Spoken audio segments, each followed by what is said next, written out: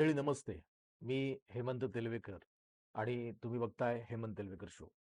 मंडळी, आपल्या सगळ्यांच्या दृष्टिकोनातनं 1 मे हा दिवस अत्यंत महत्त्वाचा आहे. कारण 1 मे 1960 रोजी महाराष्ट्र राज्याची निर्मिती झाली आणि या गोष्टीचं स्मरण म्हणून आपण दरवर्षी 1 मे हा दिवस मोठ्या उत्साहाने साजरा करतोय. 1 मे 1960 ला महाराष्ट्र राज्याची निर्मिती झाली. महाराष्ट्र निर्माण व्हावं, मराठी अस्मितेचं, मराठी माणसांचं एक जे स्वप्न होतं, ते संयुक्त महाराष्ट्र निर्माण करण्याचं, ते जरी काही अंशी सफल झालं, तरी देखील आपण खूप समाधानानं, आनंदानं आपण हा दिवस आपण दरवर्षी साजरा करत असतो. 1 मे या दिवशी आपण महाराष्ट्र दिनाबरोबर आपण कामगार दिन देखील आपण साजरा करतो. महाराष्ट्र राज्याची निर्मिती आणि त्याचबरोबर कामगार दिनाच्या निमित्तानं कामगारांप्रती डॉक्टर बाबासाहेब आंबेडकर यांचं कार्य, या दोन्ही अंगांचा विचार करण्यासंदर्भानं आजचा हा व्हिडिओ मी तुमच्या समोर घेऊन येत आहे. काल विश्लेषण या लोकसत्ता या पेपरमधल्या वर्तमानपत्रामधल्या विश्लेषण नावाच्या सदरामध्ये काल लोकसत्तेनं एक लेख प्रसिद्ध केलाय आणि त्या लेखाचा संदर्भ घेऊन आज आपण थोडीशी याबाबत चर्चा करणार आहे. डॉक्टर बाबासाहेब आंबेडकर म्हटलं की आपल्या डोळ्यासमोर येतं ते म्हणजे भारताच्या संविधानाचे निर्माते म्हणून किंवा दलितांच्या विकासाच्या संदर्भामध्ये, दलितांच्या उत्थानासंदर्भामध्ये त्यांनी संपूर्ण हयातभर केलेलं कार्य, दलितांचे कैवारी म्हणून बाबासाहेब आंबेडकरांच्याकडं संपूर्ण समाज, संपूर्ण देश पाहतो. याच्या पलीकडं अशी अनेक क्षेत्र आहेत. त्या क्षेत्रामध्ये डॉक्टर बाबासाहेब आंबेडकर यांचं कार्य अत्यंत महत्वाचं आहे. संयुक्त महाराष्ट्र चळवळीच्या निमित्तानं किंवा महाराष्ट्र राज्याच्या निर्मितीच्या दृष्टिकोनातनं बाबासाहेबांनी जी विचार भूमिका मांडली, याही भूमिकेचा विचार करण्याची गरज आज आपल्याला वाटते. कारण बाबासाहेबांनी महाराष्ट्राच्या निर्मितीमध्ये खूप महत्वाचं योगदान दिलेलं आहे आणि खऱ्या अर्थानं आपण त्या योगदानाकडे सुद्धा आपण लक्ष दिलं पाहिजे. बाबासाहेब हे केवळ एका विशिष्ट क्षेत्रापुरते किंवा समाजापुरते मर्यादित नसून हा एक अमर्याद अशा पद्धतीचा विचारधारेचा हा महापुरुष, या महापुरुषाकडे आपण वेगवेगळ्या अँगलनं बघितलं पाहिजे.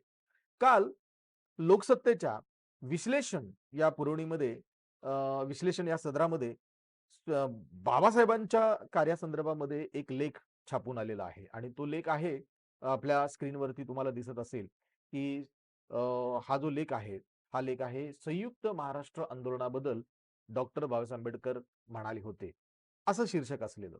आता ते काय म्हणाले होते या संदर्भामध्ये आपण या लेखामध्ये नेमकं काय आले ते आपण बघूया. खरं तर हा संपूर्ण लेख आपल्याला संपूर्ण वाचून घेणं किंवा त्याचं विश्लेषण करणं हे जरा वेळ काढूपणाचं जरी असलं तरी देखील आपण थोडासा वेळ या गोष्टीसाठी आपण देऊया. डॉक्टर बाबासाहेब आंबेडकर यांच्याबद्दल हा लेख या लेखामध्ये असं म्हटलं गेलंय. या लेखामध्ये बाबासाहेबांच्या संयुक्त महाराष्ट्र चळवळीच्या दृष्टिकोनातनं एक प्रकाश झोत टाकण्याचा प्रयत्न केलेला आहे. 1 मे म्हणजे महाराष्ट्र दिन. प्रदीर्घ लढ्यानंतर महाराष्ट्र राज्याची स्थापना झाली. हाच लढा संयुक्त महाराष्ट्र आंदोलन म्हणून ओळखला जातो. स्वातंत्र्यपूर्व काळापासून सुरू झालेला हा लढा 1 मे 1960 रोजी महाराष्ट्र राज्याच्या स्थापनेसह संपुष्टात आला. या संयुक्त महाराष्ट्राच्या आंदोलनात अनेक दिग्गज नेत्यांनी सहभाग घेतला होता. त्यातीलच एक नाव होतं भारतरत्न डॉक्टर बाबासाहेब आंबेडकर यांचं. बाबासाहेबांनी भारताच्या इतिहासामध्ये मोलाची भूमिका तर बजावलीच, परंतु त्याचबरोबर महाराष्ट्र राज्य स्थापनेसाठी त्यांनी घेतलेली भूमिकाही विसरून चालणार नाही. आजच्या महाराष्ट्र दिनाच्या निमित्तानं बाबासाहेबांचे मुंबईसह संयुक्त महाराष्ट्र याविषयी नेमके विचार काय होते हे जाणून घेणं नक्कीच समयोचित ठरणारं आहे. अशा पद्धतीने बाबासाहेबांच्या प्रस्तावनेमध्ये बाबासाहेबांचं संयुक्त महाराष्ट्र चळवळीच्या संदर्भानं किंवा त्या अंगानं त्यांचं कार्य काय आहे या संदर्भामध्ये प्रस्तावनेमध्ये त्यांनी आपलं मत मांडलेलं आहे. आता पुढचा जो मुद्दा, या लेखामधला पुढचा जो मुद्दा आहे तो म्हणजे संयुक्त महाराष्ट्र लढ्यामध्ये त्यांनी घेतलेली उडी. संयुक्त महाराष्ट्र लढ्याच्या प्रारंभिक कालखंडामध्ये कॉम्रेड डांगे, एस.एम. जोशी, आचार्य अत्रे इत्यादी संयुक्त महाराष्ट्र समितीच्या नेत्यांनी बाबासाहेबांची त्यांच्या दिल्लीतील निवासस्थानी भेट घेऊन या लढ्यासाठी त्यांचे आणि त्यांच्या अनुयायांचे सहकार्य मागितले होते. यानंतर बाबासाहेबांनी माझा शेकाफे म्हणजे शेतकरी कामगार फेडरेशन, संयुक्त महाराष्ट्र समितीच्या पाठीशी जिब्राल्टरचे खडकासारखा खंबीरपणे उभा राहील असे आश्वासन संयुक्त महाराष्ट्र समितीला दिले होते. किंबहुना मुंबईतील राजगृह हे डॉक्टर बाबासाहेब आंबेडकरांचं निवासस्थान हे समितीच्या बैठकांचं केंद्र झालेलं होतं. इतकंच नाही तर स्वतः बाबासाहेबांनी 14 ऑक्टोबर 1948 रोजी धार कमिशनला मराठी भाषकांसाठी संयुक्त महाराष्ट्र स्थापनेला राज्य स्थापनेला पाठिंबा देणारं निवेदन देखील सादर केलेलं होतं. बाबासाहेबांनी दिलेलं हे निवेदन Maharashtra as a linguistic province म्हणून प्रसिद्ध आहे. या निवेदनामध्ये बाबासाहेबांनी मुंबई हा महाराष्ट्राचाच अविभाज्य भाग कसा आहे या विषयावर सविस्तर विवेचन केलेलं आहे. हे निवेदन महाराष्ट्र शासनाच्या शिक्षण विभागानं 1979 साली प्रकाशित केलं. यानंतर डॉक्टर बाबासाहेब आंबेडकर किंवा डॉक्टर आंबेडकर फाउंडेशननं 2014 साली हा मजकूर पुनर्मुद्रित केलेला आहे. महाराष्ट्र ॲज लिंग्विस्टिक प्रॉव्हिन्स या मुद्द्याच्या अंतर्गत पुढे या लेखामध्ये काय म्हटले आपण वाचूया. बाबासाहेबांनी लिहिलेले हे संपूर्ण निवेदन 4 भागामध्ये विभागलेलं आहे. पहिल्या भागात द प्रॉब्लेम ऑफ लिंग्विस्टिक प्रॉव्हिन्सेस या शीर्षकाखाली भाषावार प्रांत रचनेमागील हेतू, समस्या, फायदे आणि उपाय यावर सविस्तर चर्चा केलेली आहे. दुसऱ्या भागात will Maharashtra be viable province या शीर्षका अंतर्गत महाराष्ट्र स्वतंत्र राज्य होण्यास योग्य आहे का या प्रश्नाची चर्चा तत्कालीन राज्याचे उत्पन्न, क्षेत्रफळ आणि लोकसंख्येच्या अनुषंगाने केलेली आहे. तिसऱ्या भागात should the Maharashtra province be federal or unitary म्हणजेच महाराष्ट्र केंद्रशासित असावे की एकात्मक राज्य या प्रश्नाचा आढावा घेतला आहे. तर चौथ्या आणि शेवटच्या भागामध्ये Maharashtra and the city of Bombay यात मुंबई महाराष्ट्राचा भाग आहे का या विषयाची सखोल चर्चा केलेली आहे. Maharashtra and the city of Bombay हा मुद्दा इथं पुढे बघा. डॉक्टर बाबासाहेब आंबेडकरांनी या प्रकरणाच्या सुरुवातीला एका बैठकीचा संदर्भ दिलाय. मुंबई हा भाग महाराष्ट्रात असणार की नाही हा वादाचा मुद्दा ठरला होता. या संदर्भामध्ये एक बैठक इंडियन मर्चंट चेंबरमध्ये आयोजित करण्यात आलेली होती. बैठक काही फार मोठी नव्हती. सुमारे 60 पेक्षाही कमी जणांची उपस्थिती या बैठकीला होती. एक भारतीय वंशाचा ख्रिस्ती वगळता इतर सर्व गुजराती भाषक व्यापारी आणि उद्योजक उपस्थित होते. तरी काही यश वर्तमानपत्रांनी या बैठकीच्या चर्चेला संपादकीय स्थान दिलेलं होतं. या संपादकीयांचा सूरही मराठी भाषकांच्या विरोधातलाच होता. या सभेत काही महत्वाचे निर्णय घेण्यात आले. ते खालील प्रमाणे होते. भाषावार प्रांत रचनेचा प्रस्ताव पुढे ढकलण्यात यावा. जर हे शक्य नसेल तर मुंबई हा स्वतंत्र प्रांत म्हणून अस्तित्वात यावा. लोकप्रिय नसलेली एक सूचना त्याच्यामध्ये करण्यात आलेली होती. मुंबईसह कोकण हा वेगळा प्रांत करावा आणि मुंबई त्याची राजधानी असेल, परंतु याला कोणी फारसा पाठिंबा दिला नाही. तर एकूणच तत्कालीन मतप्रवाहानुसार मुंबई हा महाराष्ट्राचा भाग का नको म्हणून अनेक तर्क मांडण्यात आलेले होते. हे सर्व तर्क बाबासाहेबांनी संदर्भासहित या निवेदनात दिलेले आहेत. ते खालील प्रमाणे. मुंबई हा भाग महाराष्ट्राचा कधीच नव्हता. मुंबई हा भाग मराठा साम्राज्याचा भाग नव्हता. मराठी भाषकांची लोकसंख्या मुंबईत कमी आहे. गुजराती हे मुंबईचे सर्वात जुने रहिवासी आहेत. मुंबई हे महाराष्ट्राच्या बाहेरील लोकांसाठी मोठे ट्रेड सेंटर आहे. त्यामुळे हा भाग महाराष्ट्राचा असल्याचा दावा करता येत नाहीये. गुजराती भाषकांमुळे मुंबईतील उद्योगधंदे उभारणीस आले. महाराष्ट्रातील लोक कारकुनी आणि हमाली करतात. त्यामुळे या उद्योगधंद्यांच्या मालकांना कामगार वर्गाच्या राजकीय वर्चस्वाखाली आणणे चुकीचे आहे. मुंबई हा भाग महाराष्ट्रात असावा ही महाराष्ट्राची इच्छा आहे. कारण त्याचा मुंबईच्या अतिरिक्त उत्पन्नावर डोळा आहे. बहुभाषिक राज्य हा लहान समूहाच्या लोकांच्या स्वातंत्र्यासाठी उत्तम पर्याय ठरू शकतो. प्रांतांचे पुनर्गठन राष्ट्रीय नाही तर तार्किक पद्धतीने झाले पाहिजे. असे वेगवेगळ्या प्रकारचे तर्क, वेगवेगळ्या प्रकारचे मुद्दे या बैठकीमध्ये चर्चिले गेलेले होते. हे सर्व जे मुद्दे होते, हे सर्व जे तर्क होते, हे बाबासाहेबांनी आपल्या शैलीमध्ये मात्र खोडून काढलेले आहेत. हे या लेखामध्ये पुढे सांगितलेलं आहे. मुंबई ते असं म्हणतात, मुंबई हा महाराष्ट्राचा भाग नव्हता किंवा मराठ्यांनी या भागावर कधी राज्य केलं नाही. या केल्या जाणाऱ्या विधानावरती बाबासाहेबांनी स्पष्ट प्रतिक्रिया दिलेली आहे. या तर्काच्या निराकरणासाठी इतिहासामध्ये डोकावून पाहण्याची गरज नाहीये. भारताच्या बाबतीत कोणी कोणावर मात केली हा प्रश्न निष्फळ ठरतो. कोणी का विजयी असेना किंवा पराभूत या दोन्ही पक्षांची मूळ ओळख तशीच राहिलेली आहे. मुसलमानांनी भारतावर म्हणजे हिंदूंवरती आक्रमण केलं म्हणून हिंदू मुसलमानांची मूळ ओळख पुसली गेलेली नाहीये असं बाबासाहेब पुढे म्हणतात. गुजराती महाराष्ट्रात आले म्हणून ते मराठी महाराष्ट्रीय म्हणून ओळखले जात नाहीयेत किंवा ते इथे आले म्हणून मराठी गुजराती म्हणून ओळखले जात नाहीयेत. प्रत्येकाची मूळ ओळख तीच आहे. त्यामुळे मुंबईची ओळख मराठी भाषकांचीच म्हणून आहे. भौगोलिक दृष्ट्याही मुंबई हा प्रांत महाराष्ट्राचाच भाग आहे. मराठ्यांनी राज्य केले नाही म्हणून या भागातील मराठी भाषकांची ओळख पुसली जात नाही असं बाबासाहेबांनी स्पष्ट प्रतिपादन केलेलं आपल्याला बघायला मिळतं. लोकसंख्या हा मुद्दा ठरू शकत नाही हा एक मुद्दा या संदर्भामध्ये चर्चेला गेलेला आहे. तिसरा महत्वाचा मुद्दा म्हणजे लोकसंख्येचा. मराठी भाषकांची लोकसंख्या कमी आहे असं प्रतिपादित केलं जातं. एक वेळ ते मान्य जरी केलं तरी मुंबई महाराष्ट्राचा भाग आहे की नाही हे ठरवण्यासाठी हा मुद्दा पुरेसा आहे का? भारतभरातील लोक मुंबईत येतात याचा त्रास मराठी माणसाला का? यात त्यांचा दोष का? काय? यामुळं लोकसंख्येच्या आधारे मुंबई कोणाची हे ठरवण्याचा प्रश्नच येत नाही. असं बाबासाहेब म्हणतात. स्वित्झर्लंडकडे बंदर नाही म्हणून ते इतर देशातील बंदर वापरतात, म्हणून त्यांचा त्या बंदरावर अधिकार होतो का? मग हा अन्याय मराठी लोकांच्याच बाबतीत का? असा सवाल देखील बाबासाहेब विचारतात. गुजराती मुंबईचे मूळ रहिवासी आहेत का? याविषयी स्पष्टीकरण देताना बाबासाहेबांनी ऐतिहासिक संदर्भ दिलेले आहेत. ईस्ट इंडिया कंपनीच्या अधिकाऱ्यांनी गुजराती व्यापाऱ्यांना व्यावसायिक अडतिया किंवा गो बिटवीन म्हणून काम करण्यासाठी आणले. गुजराती व्यापारी इतर व्यापाऱ्यांशी मुक्त आणि समान स्पर्धेच्या आधारे व्यापार करण्यासाठी मुंबईत आलेले नव्हते. त्यांना विशेष अधिकार प्राप्त होते. ईस्ट इंडिया कंपनीने त्यांना विशेष अधिकार दिलेले होते. 1671 साली गव्हर्नर ऑग्नियर याने सुरती बनियांना प्रथम मुंबईत आणण्याचा प्रयत्न केला. त्याचा उल्लेख Bombay town and island gazetteer मध्ये आहे. सुरती बनिया समुदायाला ईस्ट इंडिया कंपनीकडून आमंत्रित करण्यात आलेलं होतं. त्या बदल्यात या समुदायानं विशेष अधिकार मागून घेतलेले होते. तसा दस्तावेजीय पुरावा उपलब्ध असल्याचे बाबासाहेबांनी म्हटलेलं आहे. बनियांना देण्यात आलेल्या सवलतीमध्ये फुकट राहण्याची सोय, बनिया ब्राह्मण समाजासाठी विशेष जागा, जिथे ते आपले धार्मिक कार्य करू शकतील त्या वस्तीत इतर कोणी म्हणजे ब्रिटिश, पोर्तुगीज, मुसलमान, ख्रिश्चन राहणार नाहीत. करमुक्त व्यापार, बंदरावरचे स्वातंत्र्य, मुक्त व्यापाराची परवानगी इत्यादी अनेक अधिकार देण्यात आलेले होते. त्यामुळे इतर व्यापाऱ्यांना ज्या प्रश्नांना तोंड द्यावं लागत होतं ते या व्यापाऱ्यांना द्यावं लागलं नाही. याशिवाय बाबासाहेबांनी अनेक मुद्द्यांचे सविस्तर विवेचन केलेलं आहे. परंतु धार कमिशन कडून भाषावार प्रांत रचनेचा प्रस्ताव नाकारण्यात आला. ही घटना 1948 मधली होती. त्यानंतर 1960 पर्यंत लढा सुरूच राहिला. 21 नोव्हेंबर 1956 रोजी राज्य पुनर्रचना आयोगानं महाराष्ट्राला मुंबई देण्याचे नाकारले आणि त्या संध्याकाळी प्रचंड संख्येनं मराठी जण फ्लोरा फाउंटेनच्या परिसरामध्ये जमा झाले. शांततापूर्व आंदोलन करणाऱ्या आंदोलकांवरती दिसताक्षणी गोळ्या घालण्याचे आदेश तत्कालीन मुख्यमंत्री मोरारजी देसाई यांनी दिलेले होते. 21 नोव्हेंबर 1956 सालच्या त्या संध्याकाळी मुंबईत 37 जणांना प्राण गमवावे लागले.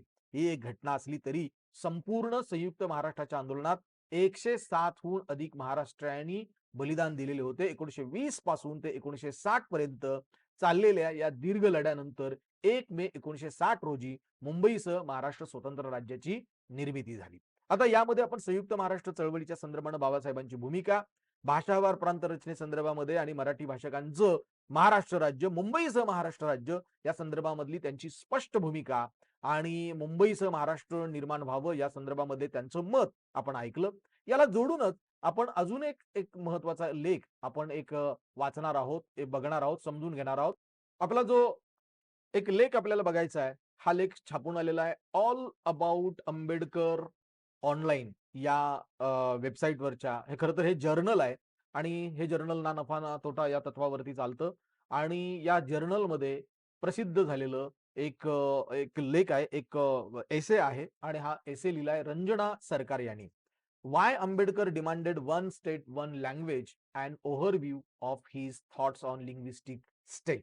भाषावार प्रांतरचना किंवा भाषावार राज्य या संदर्भामध्ये बाबासाहेबांची भूमिका काय आहे, बाबासाहेबांचं मत काय आहे, या विषयाला वाहिलेला हा जो लेख आहे, या लेखामध्ये डॉक्टर बाबासाहेब आंबेडकरांनी एक राज्य एक भाषा या तत्वाची का मागणी केली आणि त्यांचं भाषावार प्रांत रचने संदर्भामध्ये, राज्य निर्मिती संदर्भामध्ये त्यांचं मत काय याचा लेखाजोखा रंजना सरकार या लेखिकेनं घेतलेलं या लेखामध्ये आपल्याला बघायला मिळतं.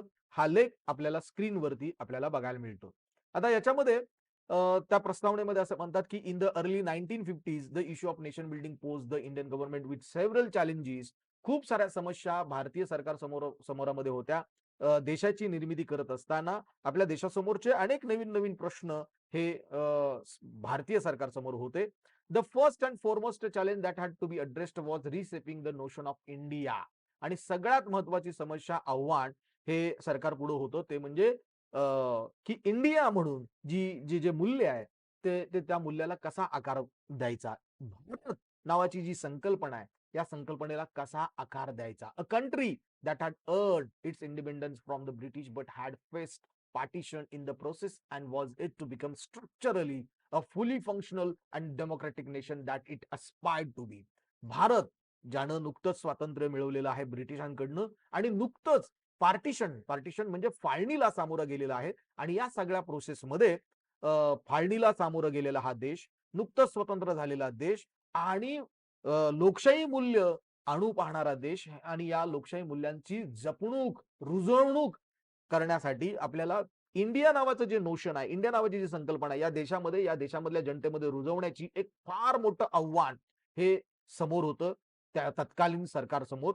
तर अशा पद्धतीचा आढावा या प्रस्तावनेमध्ये रंजना सरकार घेतात. त्या पुढे असं म्हणतात, the first step taken in this direction was the decision of reorganizing the state boundaries. आणि त्यामुळं सगळ्यात महत्वाचं एक पाऊल उचललं गेलं आणि ते म्हणजे की आपल्या देशामधल्या विविध राज्यांच्या ज्या सीमारेषा आहेत, त्या सीमारेषा निश्चित करण्यासंदर्भामधलं पहिलं पाऊल उचललं गेलं.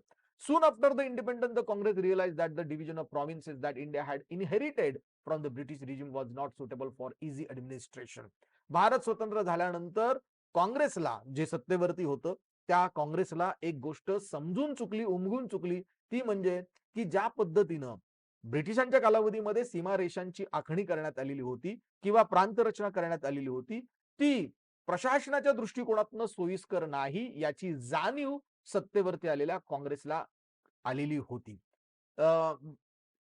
Therefore it had to be revised. आणि म्हणून याचं खरं तर त्याची पुनर्रचना करणं आवश्यक आहे हे काँग्रेसच्या त्यावेळेला लक्षात आलेलं होतं. Thus in 1953 the state reorganization committee was appointed by the central government. आणि म्हणूनच 1953 रोजी केंद्र सरकारनं स्टेट रिऑर्गनायझेशन कमिटी, ज्याला शॉर्टकटमध्ये SRC असं आपण म्हणूया, राज्य पुनर्रचना समिती नावाचं आपण या समितीला नाव आपण देऊया, मराठी भाषेमध्ये त्याचं रूपांतर करूया. या समितीची रचना ही सेंट्रल गव्हर्नमेंटनं केली. राज्यांची सीमारेषा निश्चित करणं, प्रशासनाच्या सोयीनुसार राज्यांच्या निर्मिती करण्यासंदर्भामधला खरं तर हे पाऊल होतं. which in its reports accepted that the boundaries of every state should be redrawn based on its linguistic population. या 1953च्या या समितीनं एक गोष्ट ऍक्सेप्ट केली, स्वीकारली, ती म्हणजे की राज्यांच्या सीमारेषा या भाषिक भाषिक तत्वावरती किंवा भाषिक भाषा बोलणाऱ्या किंवा लोकसंख्या जी भाषेच्या स्वरूपामध्ये विखुरलेली आहे त्याच्या वरती आधारित अशा पद्धतीनं राज्यांच्या सीमारेषा निश्चित करण्याची भूमिका त्यांनी ऍक्सेप्ट केली. The state reorganization act had been subsequently passed in 1965. आणि अशा पद्धतीनं 1965 ला पुढे राज्य पुनर्रचना आयोग किंवा कायदा हा पास करण्यात आला, which led to the creation of 14 states. आणि त्याद्वारे 14 राज्यांच्या निर्मितीला आणि 6 केंद्रशासित प्रदेशांच्या निर्मितीला यामुळे खऱ्या अर्थानं चालना मिळाली. However, the years in between were marked with deliberation and hardcore debates in the parliament on the issues of what should be the basis of state reorganization of an entire country. दरम्यानच्या कालावधीमध्ये संसदेमध्ये या सगळ्या विषयावरती घणाघाती चर्चा झालेली आपल्याला बघायला मिळतं. आणि या चर्चेमध्ये राज्यांची पुनर्रचना करत असताना, सीमारेषा ठरवत असताना कशा कशाचा आधार घेतला पाहिजे या संदर्भानं पार्लमेंटमध्ये खूप मोठ्या प्रमाणावरती डिबेट झालेलं आपल्याला बघायला मिळतं. It was during these years, specifically in December 1955, that doctor B.R. Ambedkar wrote thoughts on linguistic states. याच दरम्यानच्या कालावधीमध्ये अगदी निश्चितपणानं सांगायचं झालं तर डिसेंबर 1955 मध्ये डॉक्टर आंबेडकरांनी थॉट्स ऑन लिंग्विस्टिक स्टेट्स नावाचं पुस्तक लिहिलं. We sought to make his stance clear in this debate. आणि या वादामध्ये, राज्याच्या पुनर्रचनेच्या संदर्भातल्या या वादामध्ये त्यांनी आपली भूमिका पूर्णपणे स्पष्टपणे या थॉट्स ऑन लिंग्विस्टिक स्टेट्स मध्ये मांडलेली आहे. He originally calls this text a stand alone brochure containing arguments on why he stand for one state one language. आणि या पुस्तकामध्ये, या एसेमध्ये ते एकदम ठोसपणानं ते असं म्हणतात की वन स्टेट, एक राज्य एक भाषा, हे तत्व का महत्वाचं आहे आणि मी त्या मताचं का प्रतिपादन करतोय, माझी भूमिका काय, हे यामध्ये ठोसपणानं बाबासाहेबांनी मांडलेलं आपल्याला बघायला मिळतं. And not the other way round. याच्या व्यतिरिक्त दुसऱ्या कुठल्याही भूमिकेचं मी समर्थन करत नाहीये असं ते पुढे म्हणतात. The text edited by Vasant moon appears in the very first volume of doctor Babasaheb Ambedkar writing and speeches. Doctor Babasaheb Ambedkar यांचं लिखाण आणि भाषण खंड या खंडामधल्या पहिल्या भागामध्ये, पहिल्या खंडामध्ये वसंत मूळ यांनी संपादित केलेल्या त्या पहिल्या खंडामध्ये 1979 मध्ये पब्लिश झालेला या खंडामध्ये Ambedkar mentions in the preface प्रस्तावनेमध्येच बाबासाहेब आंबेडकर हे मांडतात that the question of linguistic state must be addressed through through cold blooded reasoning.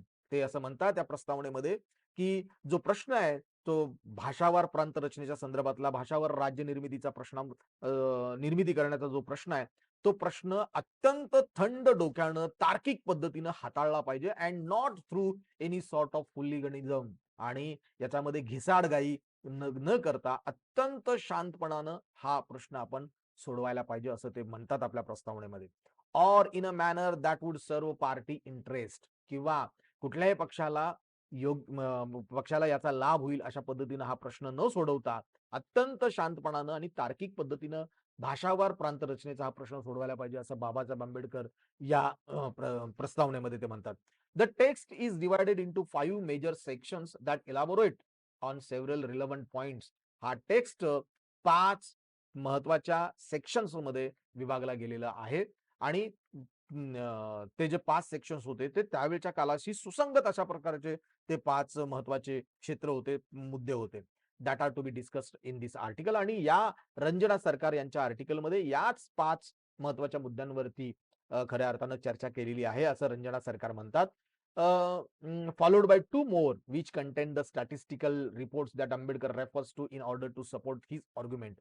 आणि या 5 महत्वाच्या सेक्शन बरोबर अजून 2 परिशिष्ट याला जोडलेली आहेत आणि ज्याच्यामध्ये बाबासाहेब आंबेडकर हे हे सांख्यिकीय माहिती देखील याच्यामध्ये देतात. तर याच्यामध्ये बाबासाहेबांनी लिंग्विस्टिक स्टेटच्या संदर्भामध्ये मांडलेली जी भूमिका आहे ती भूमिका याच्यामध्ये स्पष्ट केलेली आहे. तर हा सगळा जो लेख आहे तो आपण काय वाचन आपल्याला त्याचं रूपांतर करणं शक्य जरी नसलं तरी देखील बाबासाहेबांचं 1-2 मुद्दे, एक भाषा, एक राज्य या संदर्भातलं बाबासाहेबांचं जे मत आहे ते आपण थोडक्यात एका पॅराग्राफमध्ये आपण बघूयात. हा पॅराग्राफ जो समोर तुम्हाला दिसतोय माझा कर्सर ज्या लाईनवरती फिरतोय तो संपूर्ण पॅराग्राफ आपण थोडासा आपण बघूया आणि आपण इथं थांबूया. As a man of reason, Ambedkar also cites the advantages as well as the limitations of having languages as the basis for the redrawing state boundaries in the next section. दुसऱ्या section मध्ये बाबासाहेब आंबेडकर हे भाषावार प्रांत रचनेचे फायदे आणि तोटे या संदर्भामध्ये आपली भूमिका मांडतात. There are 3 primary reasons he mentions for being in support of the creation of linguistic states. 3 महत्वाची कारणं तर्क बाबासाहेब मांडतात की ते का भाषावर प्रांत रचनेच्या समर्थनात आपली भूमिका घेतात आणि या संदर्भामध्ये 3 महत्वाचे मुद्दे ते पुढे मांडतात. First, a common language brings with itself a strong sentiment of brotherhood. एक समान भाषा, ही समान भाषा जनतेमध्ये बंधुत्वाची भाषा, बंधुत्वाची भूमिका, बंधुत्वाचं तत्व निर्माण करतात, मूल्य निर्माण करतात असं बाबासाहेब म्हणतात. अ सेन्स ऑफ बिलॉंगिंगनेस, आणि आपण सगळेजण एक आहोत अशा प्रकारची एक भावना लोकांप्रती निर्माण होते, लोकांमध्ये निर्माण होते. एक भाषा, एक राज्य या संदर्भातलं तत्व आपण जर स्वीकारलं तर. And facilitates through a shared culture, आणि त्याचबरोबर एका समान संस्कृतीमधनं आपण आलेलो आहोत अशा प्रकारची एक भावना लोकांमध्ये निर्माण होते. एक भाषा, एक राज्य या तत्वाचा आपण स्वीकार केला तर. The intra group bond to develop into a community consciousness that outweigh all other socio economic conflict between the members. याच्यामध्ये अशा पद्धतीच्या ज्या वेगवेगळ्या प्रकारच्या ज्या सामाजिक आणि आर्थिक समस्यामधल्या संघर्ष असतील या संघर्षाच्या संदर्भातनं एकत्रितरित्या ह्या सगळ्या समस्या सोडवण्याच्या संदर्भामध्ये आपण एकत्र हातात हात घालून काम करण्याची भावना लोकांमध्ये निर्माण होते. एक भाषा, एक राज्य हे तत्व आपण स्वीकारलं तर असं बाबासाहेब आंबेडकर म्हणतात. While also propagating inter community rivalry. आणि त्याचबरोबर बाबासाहेब पुढे म्हणतात doctor Ambedkar gives instances of seemingly powerful countries like Germany and France that are build on the principle of one state one language while contrasting them with the devastation of the multilingual and mixed states of old Austrian and Turkish empires. Babasaheb Ambedkar आपल्या तर्काला समर्थन करण्यासाठी जगभरामधल्या 2 देशांचं उदाहरण देतात. ती 2 देश आहेत.